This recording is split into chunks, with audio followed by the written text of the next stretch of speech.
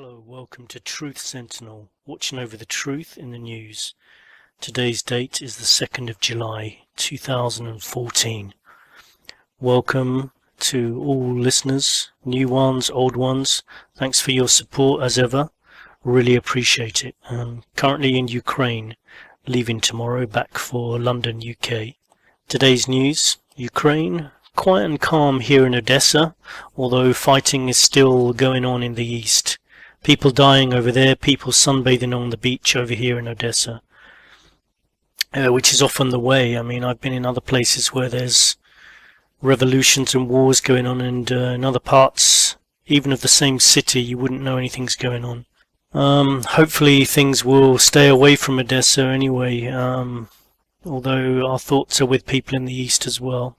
Okay, the funerals of 3 teenagers who were abducted and murdered while hitchhiking in the occupied West Bank have been held in Israel.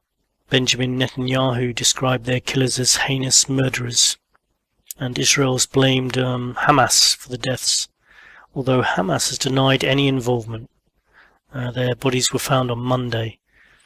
Now this is very bad. I've got the deepest of sympathies for the families of these people, and understand if Israel and Israelis are upset about this, but it doesn't mean that Israel can go and just kill lots of Palestinians now as revenge, which does so often seem to be the way. It's just as bad and doesn't solve anything. I mean, there's too much hatred on both sides. I've seen documentaries where they've been inside schools in Palestine and in Israel, and all the teachers are teaching hatred. Until that stops, then things are not going to change. People need to start changing their opinions. Easy for me to say, I know, but just thought I'd say that. Tens of thousands of protesters have taken part in what organisers say could be Hong Kong's largest pro-democracy rally in a decade. I think there was about 500,000 people there, although police said about 100,000 people took part. The annual rally marks the day Hong Kong was returned to China, which happened in 1997. The French veil ban was upheld by the European Court. The European Court of Human Rights has upheld a ban by France on wearing the Muslim full-face veil, the niqab. A case was brought by a 24-year-old French woman who argued that the ban on wearing the veil in public violated her freedom of religion and expression. French law says nobody can wear in a public space clothing intended to conceal the face, and there's fines for that. That law came in under former Conservative President Nicolas Sarkozy, who's now under investigation himself. I believe he was arrested. I'm not going to talk too much about that because I don't know enough about it at the moment, but I remember seeing fairly recently that had happened. Now regarding the ban, I mean, personally, I feel there's 2 factors here, or maybe more than 2 factors. Religious freedoms in general, whether people who go to another country have to adapt to that country. It's a difficult situation. I think people should be allowed to wear what they want to wear, but if asked to remove it in situations where it's a hindrance, they should do so. For example, in England, someone refused to remove their veil, even though it's a requirement by law in England to show your face at court. I mean, anyone could just put a veil over their face and take the place of someone else. So, I mean, you've got to have common sense about these things. Let me know what you think about that anyway. I do think that people, when they go to another country, should abide by the laws there. The Crown Prosecution Service says it will work with the police to see if there's enough evidence to bring further charges against Rolf Harris. Now, for those people who don't know Rolf Harris, he was originally came from Australia but lived in England and was an inventor, musician, and artist. Very popular guy. He used to be on a program about animals, and anyway, it turns out, or at least he's been prosecuted for being a child abuser, as have a lot of entertainers, it seems, from our childhood, like Jimmy Savile, Rolf Harris, some other media people, some DJs and other celebrities on TV all seem to be under the microscope at the moment. But police have received new complaints against Rolf Harris, who's actually being prosecuted now. He was convicted of 12 indecent assaults on 4 girls in the 60s, 70s and 80s. Some of them were quite young, 7 or 8 years old was the youngest one. Now Rolf Harris, it turns out, was also a friend of Jimmy Savile, who was best friends of Prince Charles. Rolf Harris was also artist for the Queen. Always does seem that whenever these cases come up, there's some royal connection. Wonder if that should be investigated. Of course it won't be at all. I mean, Prince Charles also gave refuge to a paedophile on his release from prison. I'm sure he was just helping out. Yeah, there's nothing to worry about there. The press don't talk about that at all, as they also don't read much into the fact that Diana gave the royal phone book to the press. Could that be motivation for murder, for her death? I mean, she did say before she died, they're going to kill me in a car crash. No, that's fine. We'll just ignore that. I'm sure there's nothing in that at all. ISIS militants said they now want to be known as the Islamic State. The leader of jihadist militant group ISIS has called on Muslims to travel to Iraq and Syria to help build an Islamic State. He said that in an audio message. He made a special call for judges, doctors, engineers and people with military and administrative expertise. This apparently could spark a war to outdo atrocities between Al-Qaeda and ISIS. I mean, what have these people got to do with religion, really? They're just killers.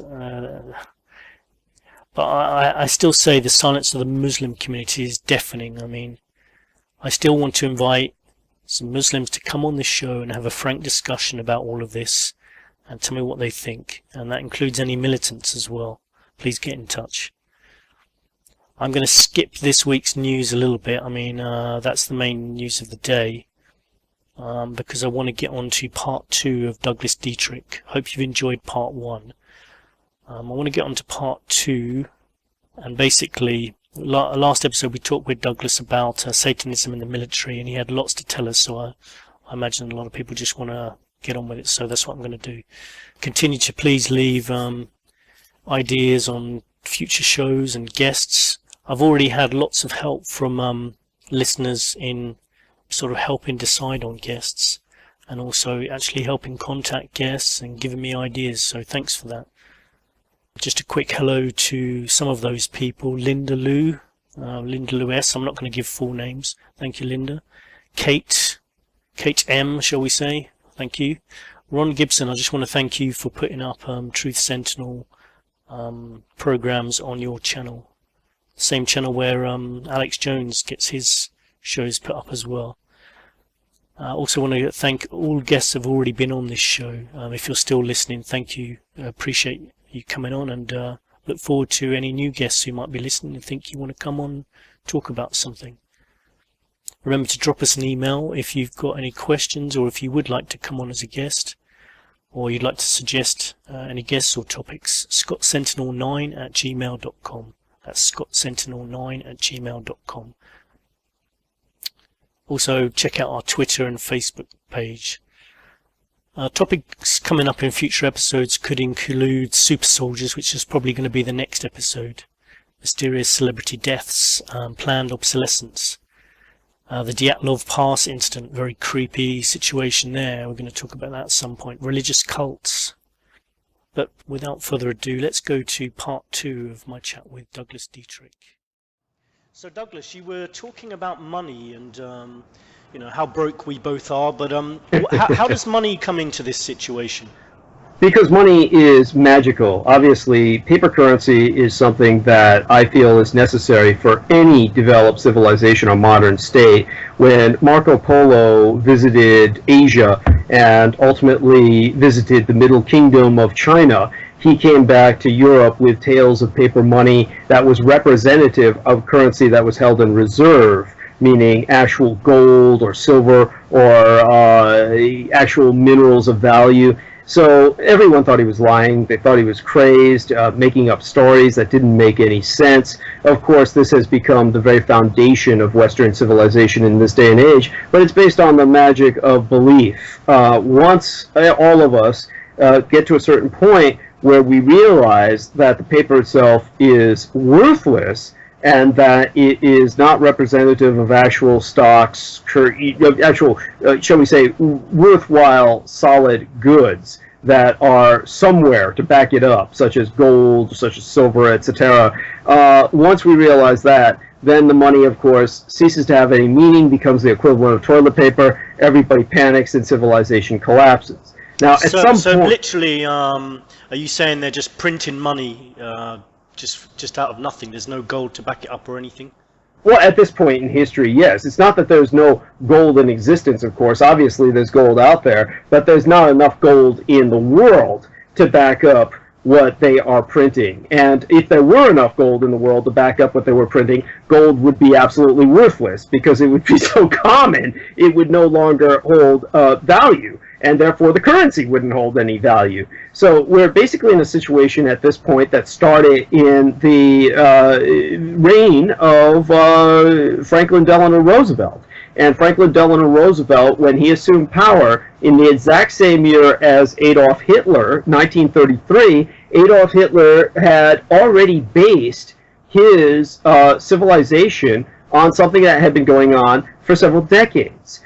People can look this up. The Reichsmark existed long before the Third Reich, and it was not the currency of the Imperial Reich of the Kaiser, who abdicated his throne in 1918-1919.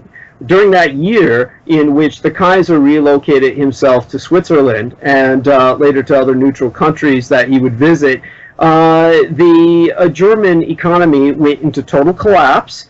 And there were several types of currencies that were produced at the rate of just printing out the dollars as fast as they could. This resulted in hyperinflation, but the Nazis ultimately took care of all of that. The Nationalsozialistische Party, which was a legal, viable party that was ultimately democratically elected, was democratically elected by a landslide because it had ushered in its own currency. It did so in the year my mother was born, 1923. And at that period of time, what they did was they went to several major industrialists in Weimar, Germany, and they asked the industrialists to use their own reserves, their own, basically the gold they had in stock, and silver, and in some cases even diamonds, but their own valuables to back up this basically counter-currency, this populist form of currency known as the Reichsmark. So they undercut the Weimar currency from the bottom up. They created an economy from the grassroots level up.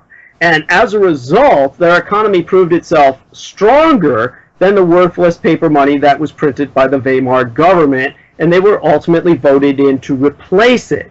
Now, why this is never taught in any schools is beyond me. All anyone needs to do is look up on any search engine when the Reichsmark went out of circulation, and they will find that the Reichsmark was in circulation until 1947, 1948. Now, think about what I'm saying.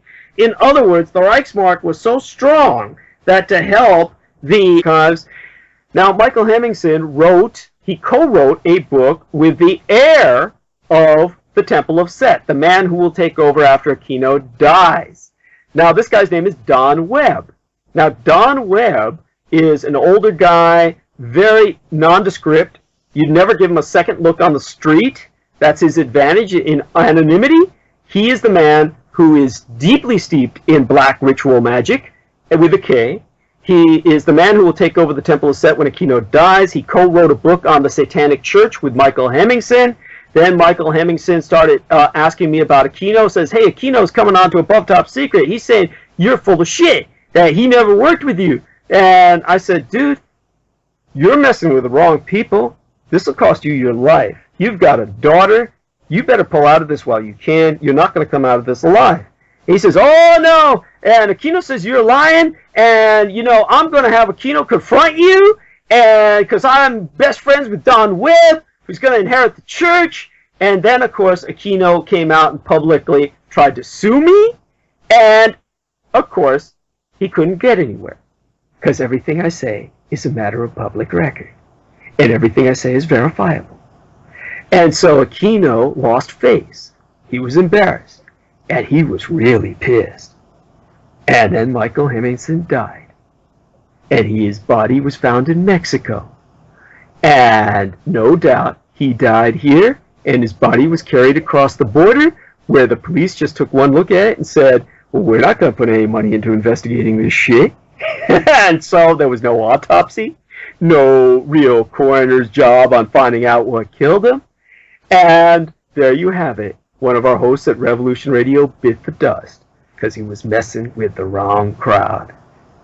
Now, that really ought to put things into perspective for everyone who listens to Scott Sentinel on the True Sentinel about how serious this game is. So if anyone thinks, oh, this Douglas Dietrich, yeah, man, he's an entertainer. Oh, yeah, man, he's just out for, spewing out all this shit. Okay, people are dying around me.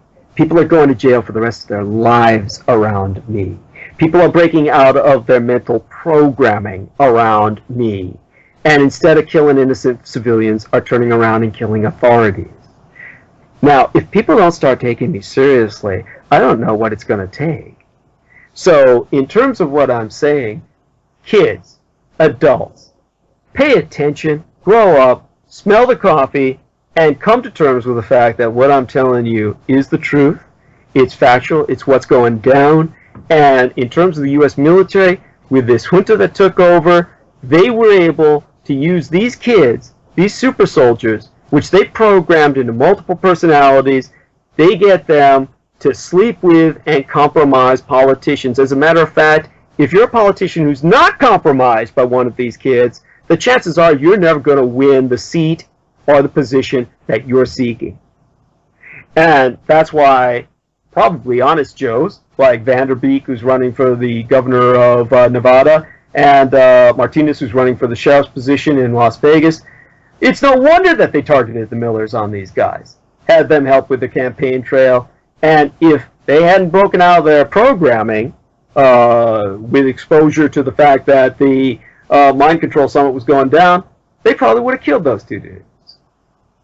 I have no doubt about it. And instead, they turned their hostility elsewhere and ultimately off themselves. That, my friends, is heroism. So, in terms of what's going down, just remember how you see the world and how the government programs you to see it is totally different from the reality that really is, especially if you're an American and you've got no concept of what's going on. But in terms of what we were saying about the military junta and occultism, so these kids, they sleep with politicians and they're trained to reconnoiter all their property. They get to learn the ins and outs of their estates, of their New York City apartments, and if they're ever given the order, they kill the politician and themselves, make it look like a lover's suicide between a politician and his young underage gay male lover, and the politician's family is ruined from participating in politics for generations. So with that hanging over them, that's why less than 1% of the population every year gets voted over 50% of the nation's annual discretionary budget, whereas everything else withers on the vine, including veterans' benefits. And with this kind of dictatorship going on, what does this military junta do? Well, it investigates things like maximizing the human potential, if you will, with characters like the Zodiac Killer. The Zodiac Killer was famous for wearing camouflage and wearing combat boots. The footprints he would leave were combat boot footprints. Everyone would say, oh, that was like, he got them out of a surplus store and all this other good shit. Nothing could be further from the truth. This guy was operating on a military agenda. Great example of this would be Sergeant Stebbins of the U.S. Army Rangers. Sergeant Stebbins was made a hero in the movie Black Hawk Down. They changed his name to Danny Grimes. So if you ever watch the movie Black Hawk Down in Somalia, you'll see the lead character, Danny Grimes, is portrayed as this great hero, but in reality, he's a child rapist. And the character on which he's based is Sergeant Stebbins, who was ultimately turned in by his wife and is spending the rest of his life in Leavenworth Military Penitentiary. Now, all of his crimes were committed that we know of after his retirement. So what's he doing in a military penitentiary? Why isn't he in a regular jail with all the other baby raping sons of bitches? Because he was committing rapes of young boys under military authority. He had to be under military control, or he would not be placed in a military prison. This way they keep civilians from ever investigating him. They keep civilian journalists from interviewing him. They keep the story secret. Take another look at this other U.S. Army Green Berets, Special Forces, which Colonel Aquino was a part of. He was U.S. Army Special Forces Green Berets. There was another bloke I met at the Presidio named Master Sergeant Michael Ramirez. He had a shoebox full of memories. All these women who he raped with his bayonet, vaginally and anally. He cut off their nipples with his bayonet before he cut off their heads and had oral sex with their decapitated heads. He took Polaroids of all of this.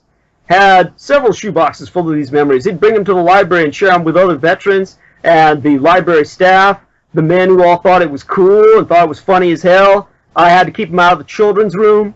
Now, this mofo, he basically was going to Letterman Army Medical Center for his methadone treatments. And I asked him, how did you get busted? Because he was sentenced to his methadone treatments. And I said, how'd you get busted? Most of you guys get away with all this crap. He says, oh, well, I blew my wife's head off in front of the wrong witness. I said, who was that? He said, oh, my nephew. And I said, your nephew ever take a look at this shit? He says, yeah, he used to take these photographs. He'd take them to the cemetery and lean against a tombstone and whack off over them in the moonlight. I said, well, who was your nephew? Well, it turned out his nephew was Richard Ramirez, the Night Stalker. So I heard about that guy. He was pretty evil. A Satanist, a practicing Satanist. And so you're talking about this is your super soldier program. These are the maximization of human potential that they're talking about. This is what your government is producing. So think about that when you think of all these kids that I'm talking about, and when you think of victims like Jared Miller and his wife Amanda. So they're heroes because they didn't turn into these monsters. So we really have got to realize this is ongoing.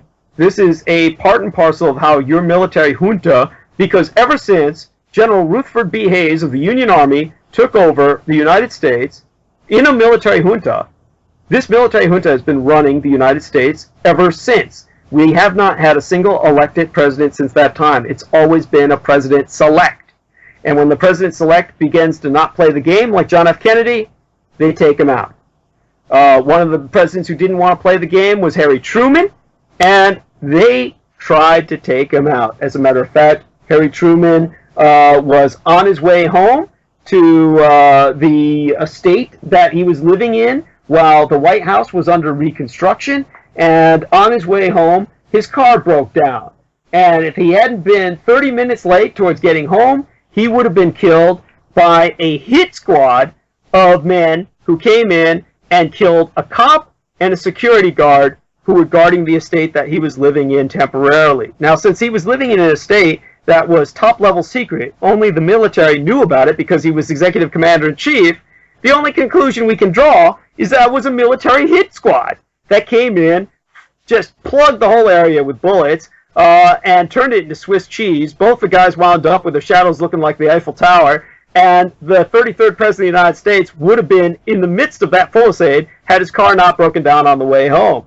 That's how close Truman came to buying it. And so that's the kind of world that Americans live in, and they have no concept of what they're living in. Of course, this stood out like a sore thumb, so the United States population said, what was this hit team that tried to kill our president? And the military said, that was a Puerto Rican team of rebels because they want us to stop occupying the United States. The island of Puerto Rico as our 51st state. Well, anyone who checks up on this will realize that Puerto Rico is not a 51st state of the United States, that it's never been a state of the United States, that there is no Puerto Rican resistance movement because Puerto Rico is not a part of the United States. So obviously, this is how ignorant Americans are, and their U.S. government says that to them, and they just suck it up because, like I said, if Americans finally have to realize what I'm saying is true, they have to come to grips with, I'm paying taxes for a Holocaust of 7 million people dying from radiation cancer because of all of our above-ground nuclear tests and Project Argus and all this other crap. You know, I'm paying to support this, and I've either got to stop paying or take up a gun against this government. So, I mean, a great example of this is Stanton Friedman, who is, of course, the MC, Master of Ceremonies, for the Roswell Parade every year on the anniversary of Roswell, which they've coincided with the 4th of July. They make Roswell as American as apple pie and firecrackers. Stanton Friedman was a government-contracted nuclear physicist. Now, Stanton Friedman will come on to your program, or anyone's, and he'll say, I've never worked for the government. And yet, if you look up his record, you see he worked with nuclear flight. So if you say, hey, Stan, you ever work with nuclear flight? He'll say yes. And yet, there's no one who's ever funded any research into nuclear flight other than the U.S. government. So that you've got this government-contracted physicist, and he was involved with the Convair MH36 program. Now, the Convair MH36 program was when they took a broken-up Convair MH36, which is a propeller-driven bomber. It's a bomber that's run on propellers. It's run on just regular fuel, prop-driven. It's not a jet plane. And so they've got this bomber that got tore up in a storm, and they put a lead wall behind the pilot's cockpit, and they put on a leaky nuclear reactor when they reassembled it. And so they put a leaky nuclear reactor in flight. It was called the Crusader, Convair MH36 Crusader program. Now, this was so dangerous to its pilots that it sterilized any man who flew it. So none of the pilots would fly it. They threatened suicide if they were given orders to fly it. So they brought pilots out of retirement from World War II and World War I. And they said, well, this way you won't be sterilized because you're past reproduction age. So all their pilots for the Convair Crusader were 86 years old or above. So they had nothing to lose. Yeah, you had 87 and 90-year-old pilots flying this plane. And the acronym for the program was SLAM, which stood for slow, low, and messy. And literally, I kid you not, they would fly over farms in America, and they would microwave chickens in their coops. And they so radiated all the United States that Stanton Friedman moved out of the United States and became a Canadian citizen. So he lives in Canada. He won't even come down to the United States because he's afraid if he stays down here too long, his balls will glow in the dark. So this mofo comes down here and tells everybody, hey, Roswell was aliens. Don't tell anybody. Government doesn't want you to know. He's been saying this for how long? 50 years, half a century? No one blows him away. He's got a special needs daughter or granddaughter, I forget which, or goddaughter. But he's got a special needs relative who's part of the Canadian welfare system. That's how he maintains her. And, of course, he basically, she never dies. No one kills her. For him going around and reporting to you what you're not supposed to know. He goes around and says, hey, it was aliens. Now, if it was really aliens and they didn't want you to know, his daughter would be dead. Or granddaughter, or goddaughter, or whoever she is. But no, he gets all kinds of money. He MCs this parade at Roswell. So it's all part of this bullshit, fantasy that the Americans live in because the Americans are crazed. They're crazed anti-culture of pathological dimensions that would rather see fantasy as opposed to the reality that they're living in, which is hell on earth. That they live under a military junta run by Satanists, and that they are basically paying taxes to support it, and that's it. I think that would be the best wrap up for this interview. But you're welcome to, of course, ask some questions to round it out. But I think you'd agree with me that for this interview, at least, I think what more can I say to really kind of put a perspective? Absolutely. You've covered so much today, which I think is going to give people a lot of things to think about. And, I think people can go on the internet. We're lucky to have this tool these days so we can go and check on a lot of things that you've been saying. So we've said so much stuff. I wanted to ask you one last question, and you may not know much about this, but you seem to know a lot about a lot of things. So I wanted to ask you anyway, just in case. Do you happen to know anything about MH17, the missing Malaysian plane, or do you have any theories as to what that could all be about? I thank you for bringing that up, because that brings up another case of name dropping, which is inescapable. Basically, we have a situation, and by the way, before I go into that, another little bit of name dropping here, if it'll come up on my computer at all. I'm trying to access this right now, and it's not coming up. It was the name of, anyhow, it might come up in due time. I'll just give it some time. But in terms of what you are mentioning, I know absolutely nothing other than what many people have probably explored by now, which is the fact that you had a situation where there was a Texas company that was working in alternative energy, and it had contracted a number of Chinese engineers. Was that Freescale, I think it was called? Yes, it was. It was. Thank you. I couldn't have gotten that out without you. And the Chinese engineers were all put on this plane. They all owned stock in the company. And the contract was written in such a way that if they all died or if something happened to them, that basically the company would wind up owning all of the shares. It would all turn over to the company. Well, of course, they all died at once, and all of the shares turned over to that company. And that alone would seem sufficient reason enough to take the plane out with all of them on it. Now, what had also happened was there was a young Australian engineer. He was actually a New Zealander who had moved to Australia. Now, New Zealand's economy just sucks. There's apparently nothing to do in New Zealand in terms of finding people employment. So a lot of New Zealanders get a very high quality education that you get in New Zealand or Australia or many of these Commonwealth nations, and they have nothing to do with their education. There's basically no place to be employed, so they have to leave. And so he had left from New Zealand to Australia. Now, he almost certainly took this plane out of the sky. What he had done was he turned towards his wife. He had bought off a full insurance policy, full policy of life insurance, and he was so effed up in Australia because the economy in Australia sucks too. It's barely above New Zealand's. There's nothing for anybody to do. And so you get this high-quality education, and he couldn't find employment in Australia. He had married an Australian lady. He had gotten Australian citizenship by doing that. He had 2 kids. He couldn't afford to raise them. So the end result was he basically turned towards his wife after buying this enormous insurance policy, handed her a gold watch that he was wearing, some heirloom watch, a number of other heirloom items, and told her, "I'm not coming back." And he was flying that plane as a connection flight to outer Mongolia. He was going to spend the next several years, maybe a decade, in outer Mongolia earning money to send home to his wife. That's how bad the employment is down in the South Pacific. He had to go to Central Asia and the Gobi Desert to work as an engineer so he could start sending stuff home to his wife. Obviously, he thought that that was a death sentence. He wasn't going to go through it. So he turned to his wife, gave her the insurance, told her he wasn't coming back. Now, all of this is vettable. I have heard about this guy, yeah. Yeah, and I forget his name, but people can look it up, along with the names of the Chinese engineers, which I understand are very hard to find now. But this was all originally that he got on the plane. He was the hitman for Freescale. And so Freescale no doubt paid him and told him his family would be supported the rest of their lives if he took out this plane with all the Chinese engineers on it. Now, that makes perfect sense to me.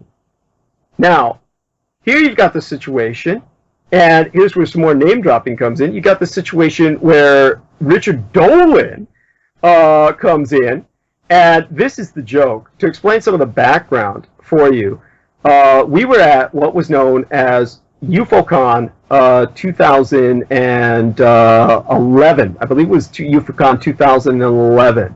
And at UFOCon 2011, a UFO conference, obviously, in San Francisco, that was produced by my manager, Lorien Fenton, along with Brian William Hall, who usually produces the Conspiracy Con.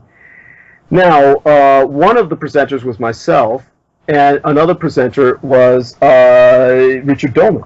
Now, we were on a speaker's panel, and prior to that, Richard Dolan and I had eaten dinner together at the banquet.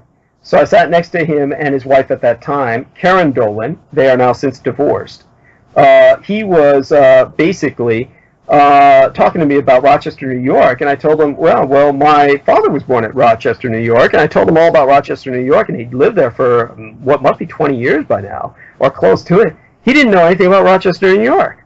He didn't know anything about the Kodak Company or anything about it. Now, that was very puzzling to me, and basically, he seemed to be very much involved with a young blonde lady that he's hanging around with these days after divorcing his wife. He's much more public about hanging around with her, but she was at the conference, and people were photographing this. So that's a matter of public record. He even put it up on his Facebook timeline, his pictures making out with her, then he took them down.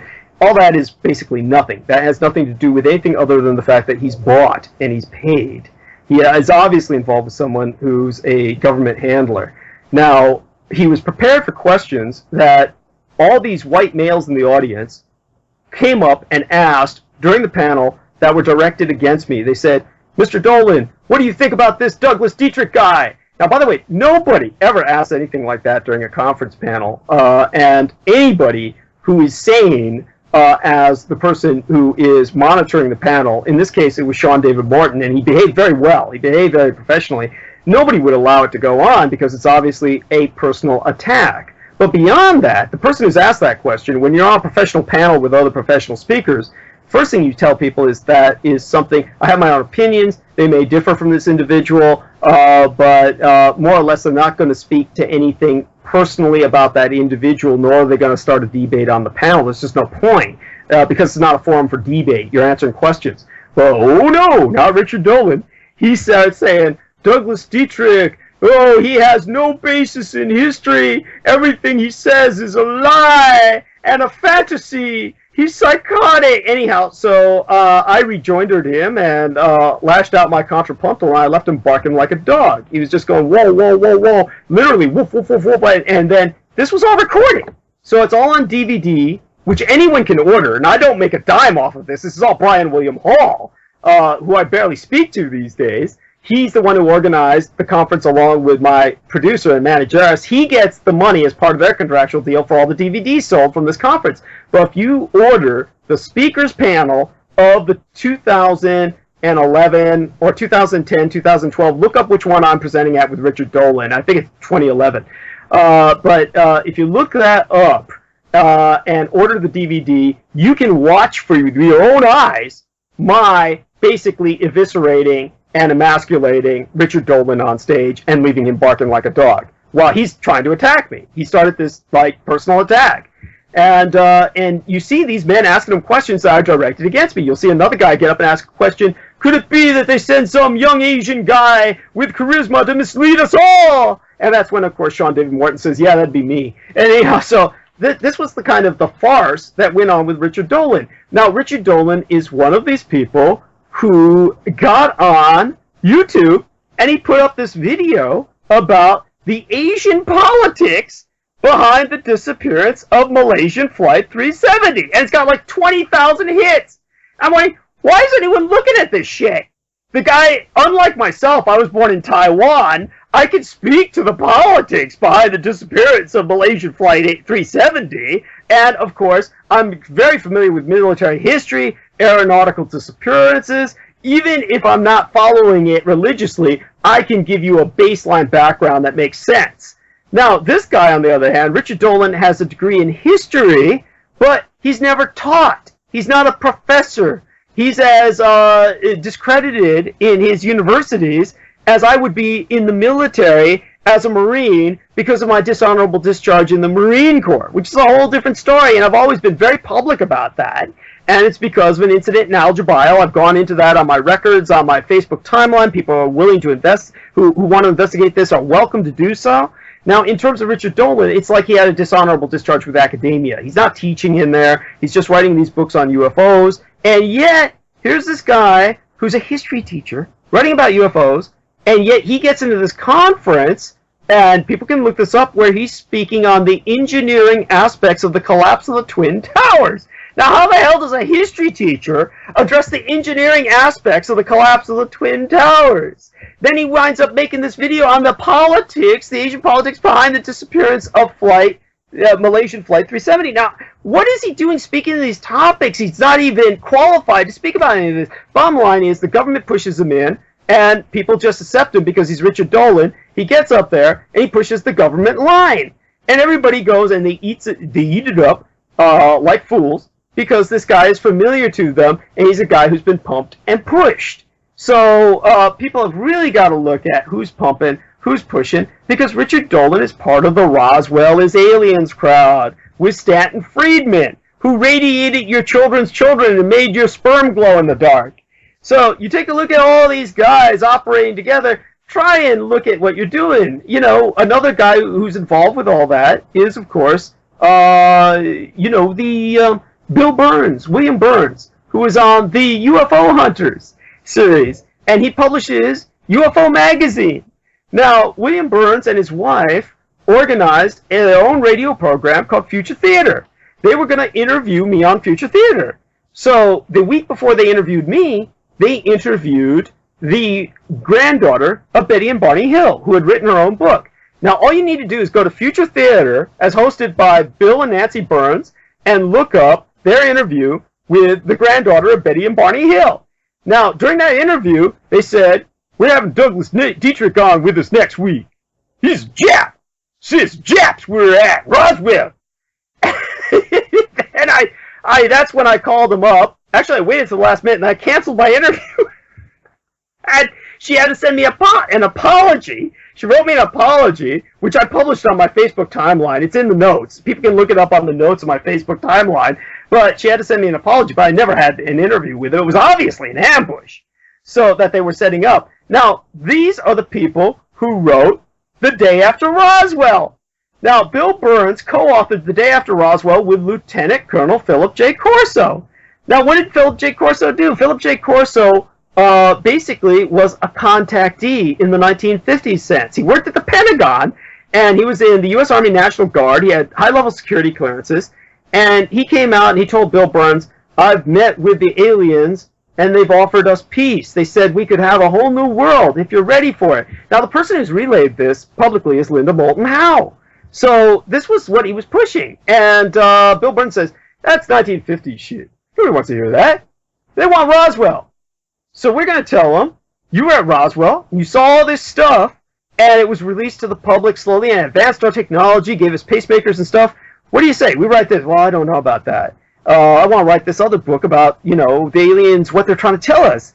And Bill Burns says, "No, let's do this first. This will get your name established. Trust me on this." So they went to make sure the book would sell. They approached Senator Strom Thurmond. So Senator Strom Thurmond, they says, "Hey, you know, Colonel Philip Corso here, he used to work with Eisenhower. And we wrote this book called I Walk with Giants, in which we're talking about his doing all his scut work and errand boy work for Eisenhower and the big names in the Supreme Allied Command of Europe. How'd you like to write an introduction to that book?" And Strom Thurmond said, "I would be honored, gentlemen." So he writes this introduction to the book I Walked with Giants, which it turns out didn't exist. And they put the introduction onto The Day After Roswell. And then Senator Strom Thurmond said, "You mofos, I'm suing you." And so he said, "You better recall all of those books." They'd already unleashed 20,000, because this book had to be out before the 50th anniversary of Roswell in 1997. So it was coming out for the 4th of July in 1997. So it was released just days before the 50th anniversary, the half-century mark of the Roswell incident in 1997. And Strom Thurmond presented them with the impossible. He says, "I'm going to sue your asses until you're both, living in poorhouses. You don't recall all of those books and get my introduction and my name out of that book The Day After Roswell." And they were able to do it. They recalled 20,000 books within a week and were able to reissue them in time for the 4th of July anniversary, 50th half-century mark of Roswell, within a week. Now, how can you recall over 20,000 books, maybe more than that, 25,000 books, incinerate them under pressure of a lawsuit, and then reissue them again? It had to be federal. This is federal. So the whole Roswell myth that all the Americans adore, this holy grail of their ufology, is all government-sponsored, and all the men behind it. By the way, after that, Philip J. Corso said, after all that stress, he says to Bill Burns, "Well, let's write my other book on it," and then Bill Burns didn't want to do it. So Philip Corso felt very betrayed. He died alone, in acrimony, and in great bitterness, and felt he had been terribly exploited and used. And basically, he's a tragic victim. So you've got this person who wasn't even a government cooperator in this propagation of a myth. He's a victim who was on a totally different trip, got used and exploited, and died pretty much unrecognized for anything he was trying to say. The only person that's mentioned what he was really trying to get at was Linda Moulton Howe. But in terms of Bill Burns and Richard Dolan and, of course, Stanton Friedman, these are all part of that Roswell mafia that is obviously government. I mean, it's so obvious that the Americans who continue to follow them, I mean, they can't even have an excuse anymore. At this point, it's literally pathological that the American public, it's very similar to child abuse. It's the cycle of abuse where the abused child winds up reconnoitering and recruiting victims for their abusive parent. This happens all the time, where children who are repeatedly raped by their father or family, they grow up saying, I don't want any more of this rape. Well, the way they avoid it is they bring in other victims for their family to rape. This is what your American body politic is like. They've been so raped by the government that they now come to adore, hero worship, and they are enslaved to their government. They are sycophantic. So when the government says it was Roswell, it was aliens, then they feed into that, and they try to force that on others. They actually propagate it like a religion, and they promote it as such. This is the sickening cycle of violence, just like children who grow up to be wife beaters or child rapers themselves. And they do this to their kids. Kids are raised with their parents taking them to Roswell as a religious mecca. That is the closest that Americans have to Lourdes or Medjugorje, and it was all a psyop from Colonel Aquino. He was recalled from Vietnam to do this in 1969, excuse me. He deployed to Vietnam with psyops in 1968. He was recalled in 1969 when Sergeant Melvin Brown, who was at the Roswell incident, started to talk, because men landed on the moon. And Sergeant Melvin Brown turned around to his kids and said, you know, after they told us World War II was over, it wasn't. And we had this incident, and I dealt with the bodies at Roswell, and they were illegal enemy aliens. And I looked under the tarp. They told me not to look, but they were yellow. That's his exact words. They were yellow, and they were burnt orange, and they were turning gray with rigor mortis. And all his kids could think of was Indian, like the man on the moon. And it all went downhill from there, and Aquino exploited that because it was an Army issue. There had been no Air Force at the time of the Roswell incident in 1947. There was no such thing as an Air Force. There was still a United States Army Air Corps. The 509th Atomic Bomber Wing was part of that. So this was an Army issue, and he was recalled from Vietnam. They said, look, you're an expert in psyops. We've got this guy who was ex-Army who started to talk. The public's going to find out about this. What are you going to do? Oh, don't worry, I'll work with idiots. I'll compromise a bunch of fools. He compromised Stanton Friedman, said, look, you're a government contracted physicist. You're going to go over there at Roswell. You're going to start this whole Roswell myth about it being aliens as opposed to Asian prisoners of war. You're going to tell them all about this, make them a deal, because we're taking away the Roswell Army Air Force Base. Now Roswell Air Force Base, we're going to take that airfield, we're going to move it to Texas under LBJ because he's a Texan. We're going to take the entire economy away from Roswell. They're going to wither up and blow away in the sand. You tell them we're going to take it away, and the only thing they're going to do to keep their economy going, or either they're going to have to leave, the only thing they're going to do to keep their economy going and stay is to say it was aliens. So Stanton Friedman went over there, made a deal with all the elders of Roswell. Now, every time one of those mofos in the elder community at Roswell would die, everyone would gather around like vultures and have them sign affidavit saying it was aliens. And you know what? Aquino equated that litigiously with whatever him and Stanton Friedman set up as a deal with the devil. He had a little pegboard, and every time one of those guys died, he'd say another soul to Satan. He'd move another peg up on the board. He was counting every time one of those older people died, and he said, you know what, Douglas? My greatest satanic triumph in PsyOps is getting all the American people to worship a little gray alien without genitals as their connection between the divinity and the heavens and themselves. I got them looking at this as their Jesus Christ. And that was his greatest laugh of all, was getting this supposedly Christian nation to literally think that little gray men from outer space had delivered them all the technology which made them a great nation. That is how crazy Americans are. And it all is satanic. Now guess what? He's working as a columnist at Above Top Secret. He says him and Lieutenant Colonel, Colonel John Alexander, retired, that they were space agents, secret space agents for a secret space program. And now he's funding the Secret Space Program Conference, which is going to take place here in California. And who's speaking there? Richard Dolan. And who's the MC? And Henrik Palmgren of Red Ice Radio.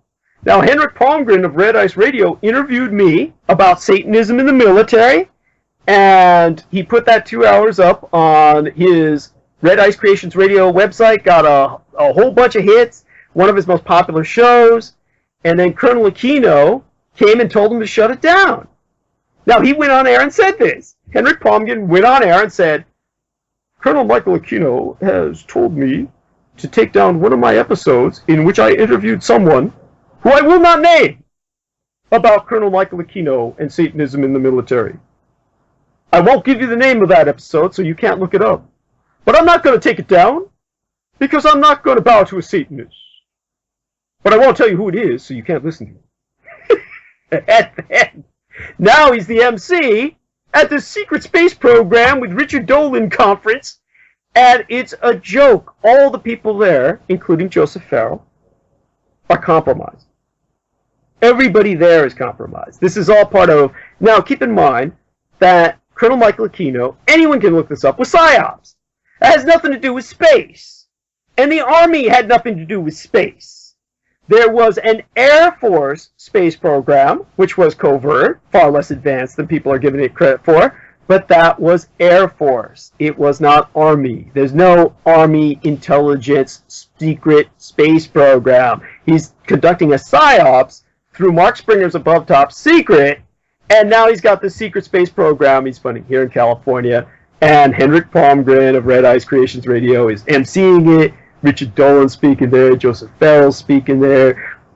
Now, if this picture isn't becoming clear, if it isn't gelling for people, I don't know what does. So, thank you, Scott Sentinel. I do want to mention, I guess, something about, before we go off air, exactly one of the things that I want to bring up concerning our DVDs and what I'm going to be doing in the very near future in the next few minutes. Is that okay with you? Of course it is, yeah. What will you be doing? Well, at least through I think it will be in October, or it will be either September or October. We're going to be taking a tour where I'll be speaking at different cities where anyone wants me to speak. We've got at least 2 or 3 people who are supporting us in the American Southwest, in the state of Arizona specifically. So I will be doing a speaking tour at Tucson and Phoenix, I believe, or some other places in Arizona. And therefore, anyone who wants to help fund or organize a speech or a presentation, my presence as a guest speaker, my personal appearance as a guest speaker, go ahead and contact my mistress and manageress, Lorien Fenton, at the address, or the electronic address of Lorien@DouglasDietrich.com. Now, her name is spelled just like the car, the DeLorean, L-O-R-I-E-N, L-O-R-I-E-N, at DouglasDietrich.com. Douglas is spelled with 1 S. Dietrich is spelled just like the famous actress Marlene Dietrich. And just put the words diet and rich together. So Lorien@DouglasDietRich.com. And you can write her and tell her what you would like to help organize, if that's at all possible for you. Now, in terms of what else that we're doing, at least through the summer, we're still selling the DVDs of my 2 presentations, Roswell and the Rising Sun and Satan's Crusaders, for $25. If you don't own them already, this summer should truly be the last chance to pick them up. Now, their contents are, of course, Satanism in the military, like I spoke of with Red Ice Creations Radio, except with images that you're not going to see anywhere else. I was educated in forensic photography at City College of San Francisco by the same instructors who taught Magus Anton Szandor LaVey, the Black Pope of the First Church of Satan, forensic photography. Now, Anton Szandor LaVey organized the Church of Satan, which Michael Aquino converted to, before a schism occurred and Michael Aquino established the Temple of Set. And what happened with Anton LaVey was he majored in forensic photography at San Francisco City College so he could become a criminal photographer for the San Francisco Police Department and thereby evade the Korean War era draft. Now, he also became their expert on occult crime, if you can believe it.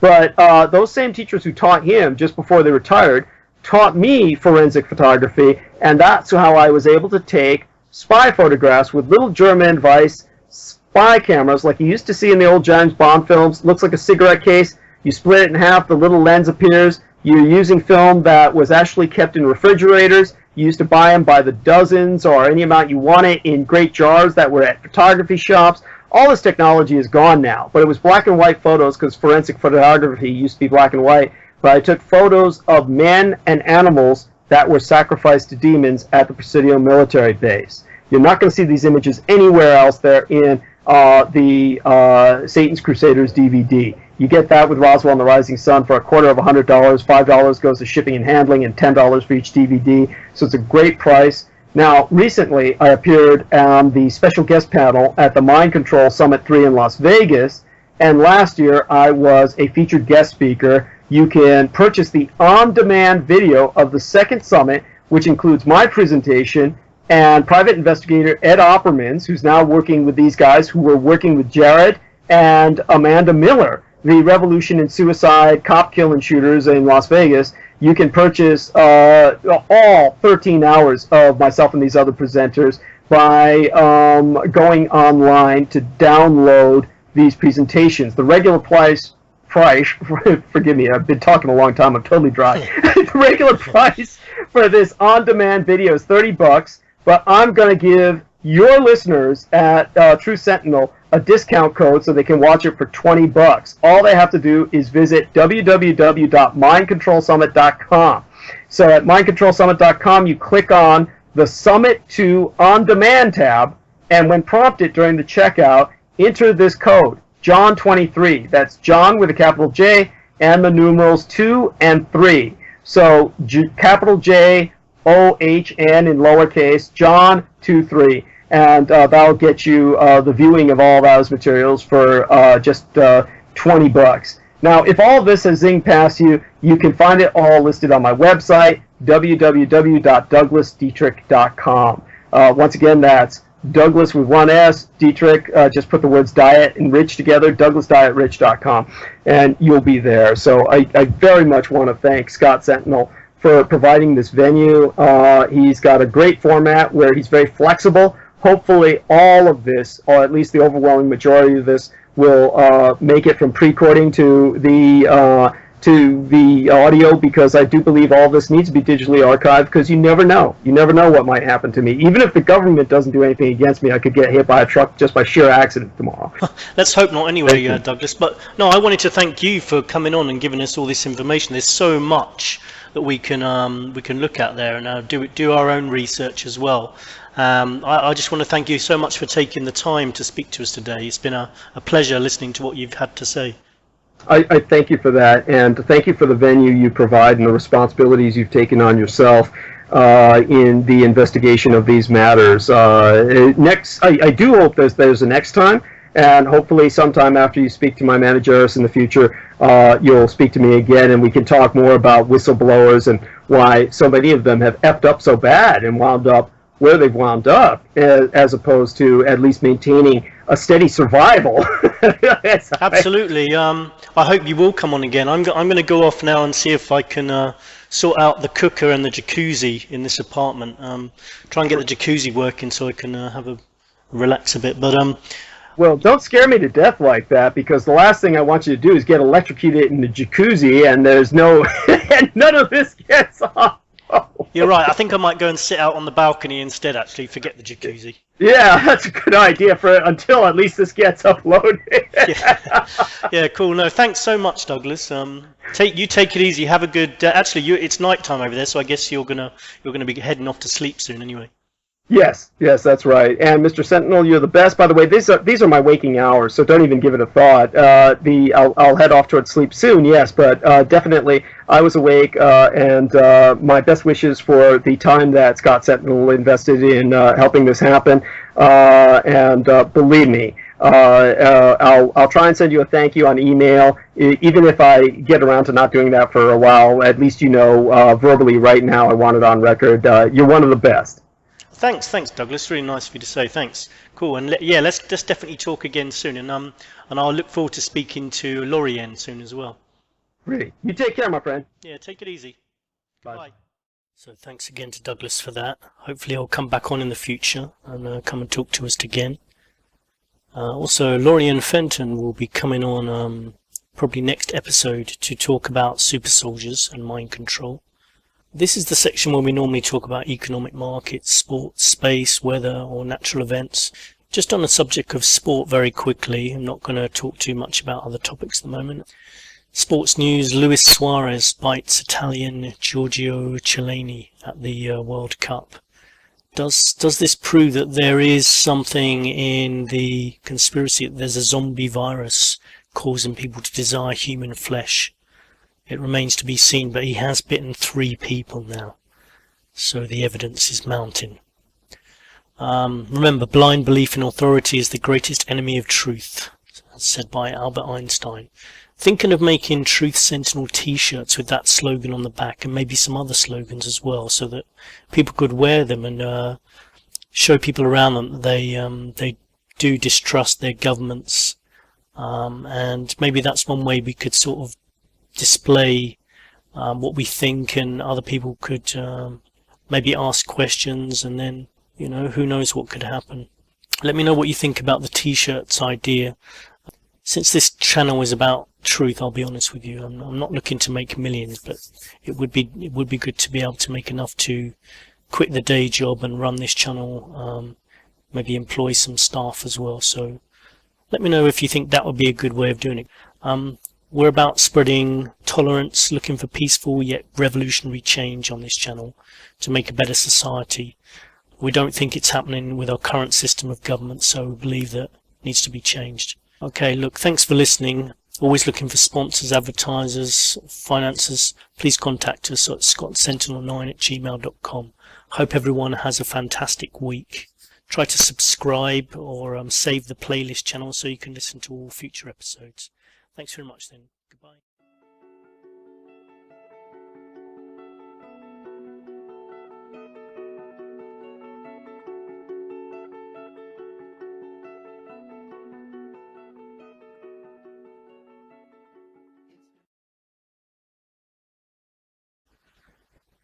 Now, Rolf Harris, it turns out, was also a friend of Jimmy Savile, who was best friends of Prince Charles.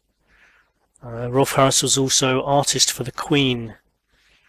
Always does seem that whenever these cases come up, there's some royal connection. Wonder if that should be investigated. Of course it won't be at all. I mean, Prince Charles also gave refuge to a paedophile on his release from prison. I'm sure he was just helping out. Yeah, there's nothing to worry about there. The press don't talk about that at all, as they also don't read much into the fact that Diana gave the royal phone book to the press. Could that be motivation for murder, for her death? I mean, she did say before she died, they're going to kill me in a car crash. No, that's fine. We'll just ignore that. I'm sure there's nothing in that at all. ISIS militants said they now want to be known as the Islamic State. The leader of jihadist militant group ISIS has called on Muslims to travel to Iraq and Syria to help build an Islamic State. He said that in an audio message. He made a special call for judges, doctors, engineers and people with military and administrative expertise. This apparently could spark a war. I mean, anyone could just put a veil over their face and take the place of someone else. So, I mean, you've got to have common sense about these things. Let me know what you think about that anyway. I do think that people, when they go to another country, should abide by the laws there. The Crown Prosecution Service says it will work with the police to see if there's enough evidence to bring further charges against Rolf Harris.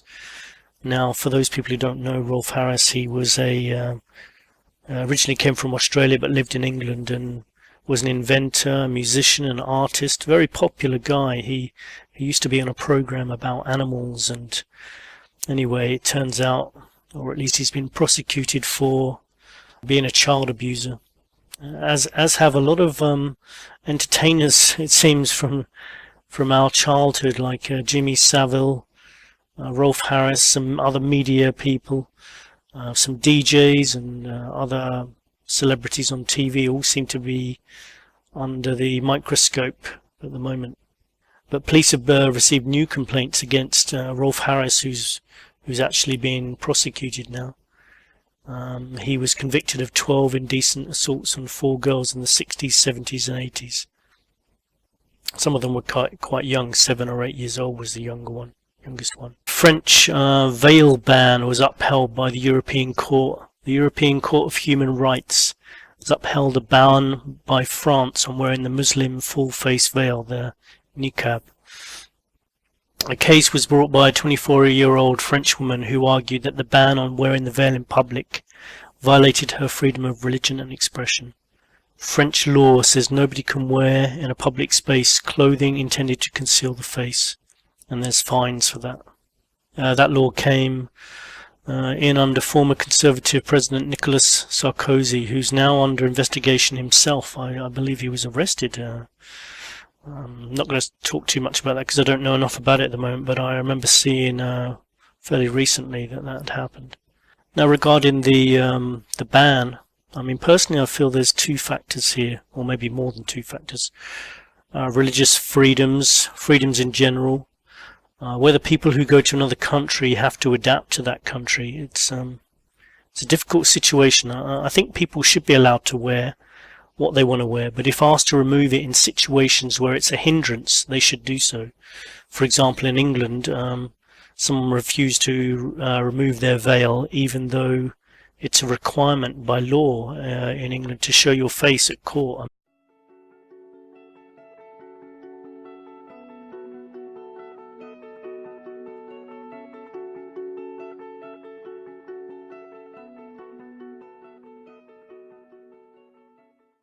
Hello, welcome to Truth Sentinel, watching over the truth in the news. Today's date is the 2nd of July 2014. Welcome to all listeners, new ones, old ones. Thanks for your support as ever. Really appreciate it. Currently in Ukraine, leaving tomorrow back for London, UK. Today's news: Ukraine, quiet and calm here in Odessa, although fighting is still going on in the east. People dying over there, people sunbathing on the beach over here in Odessa, which is often the way. I mean, I've been in other places where there's revolutions and wars going on, and in other parts, even of the same city, you wouldn't know anything's going on. Hopefully things will stay away from Odessa anyway, although our thoughts are with people in the east as well. Okay, the funerals of 3 teenagers who were abducted and murdered while hitchhiking in the occupied West Bank have been held in Israel. Benjamin Netanyahu described their killers as heinous murderers, and Israel's blamed Hamas for the deaths, although Hamas has denied any involvement. Their bodies were found on Monday. Now this is very bad. I've got the deepest of sympathies for the families of these people, and understand if Israel and Israelis are upset about this, but it doesn't mean that Israel can go and just kill lots of Palestinians now as revenge, which does so often seem to be the way. It's just as bad as and doesn't solve anything. I mean, there's too much hatred on both sides. I've seen documentaries where they've been inside schools in Palestine and in Israel, and all the teachers are teaching hatred. Until that stops, then things are not going to change. People need to start changing their opinions. Easy for me to say, I know, but just thought I'd say that. Tens of thousands of protesters have taken part in what organisers say could be Hong Kong's largest pro-democracy rally in a decade. I think there was about 500,000 people there, although police said about 100,000 people took part. The annual rally marks the day Hong Kong was returned to China, which happened in 1997.